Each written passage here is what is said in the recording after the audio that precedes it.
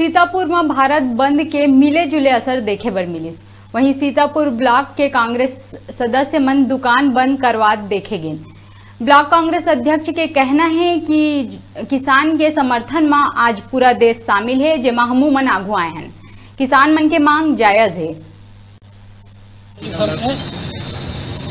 उस बिल के विरोध में पूरा किसान मन पूरा भारत बंद करी है आज, और भारत बंद के सहयोग में हम सब कांग्रेस कमेटी के साथ मिलकर सीतापुर बंद करवाए।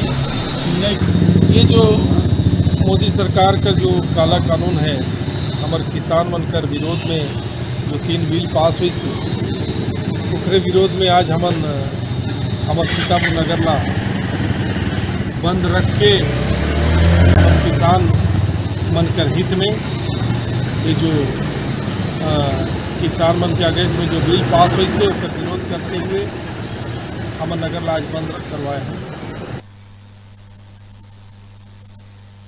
तय बेरा रुकबो छोटकन ब्रेक बा। आप मन बने रहा, आप मन के अपन चैनल न्यूज़ 36 छत्तीसगढ़ की आवाज के साथ।